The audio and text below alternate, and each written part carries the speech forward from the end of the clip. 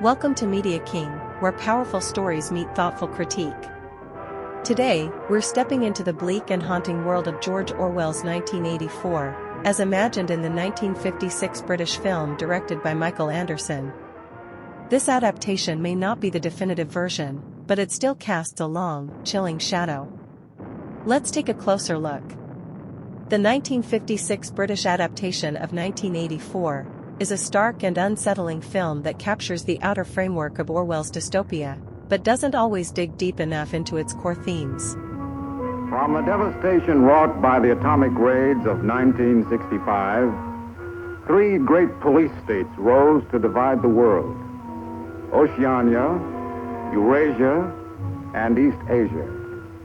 Atomic weapons were abolished, but not war itself. For only by maintaining the strain and tension of continual conflict could the ruling parties enforce absolute power. It presents a bleak vision of the future with a visual style that leans heavily on post-war minimalism, harsh lighting, sparse sets, and a cold black and white aesthetic that mirrors the lifelessness of a society under total control. The story follows Winston Smith, played by Edmond O'Brien, a government worker in the state of Oceania who begins to question the totalitarian regime of Big Brother. His secret relationship with Julia, portrayed by Jan Sterling, becomes an act of rebellion, one that ultimately leads them into the hands of the thought police and the merciless grip of the Ministry of Love. O'Brien's performance is solid, though he doesn't quite convey the fragility or quiet desperation that defines Winston in the novel. There's a ruggedness to him that feels out of place in such a dehumanized world. Jan Sterling gives a grounded performance as Julia, but her character is less politically driven here, more romantic than revolutionary. Look at you. Look at you. If only some of those bloodless females could see you now, see what a woman can really look like.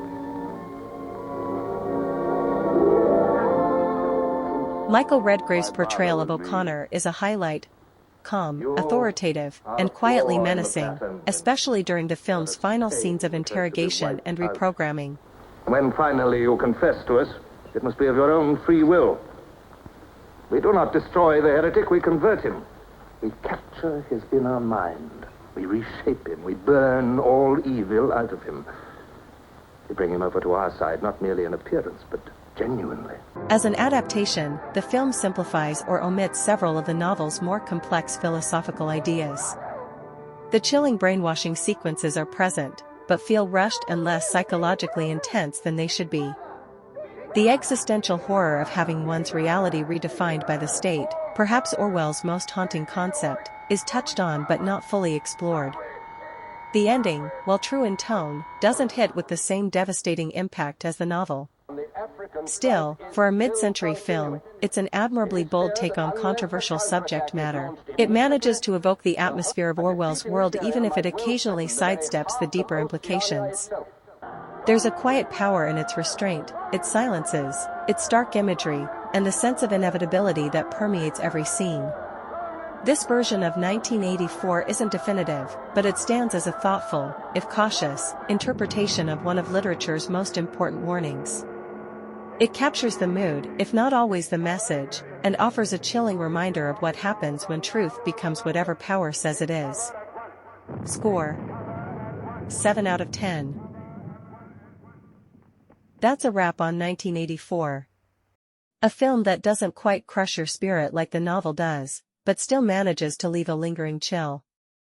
If you enjoy timeless cinema with a critical edge, hit that subscribe button, like this video, and drop a comment below. What's your favorite adaptation of Orwell's classic? This is Media King, and we'll see you in the next frame.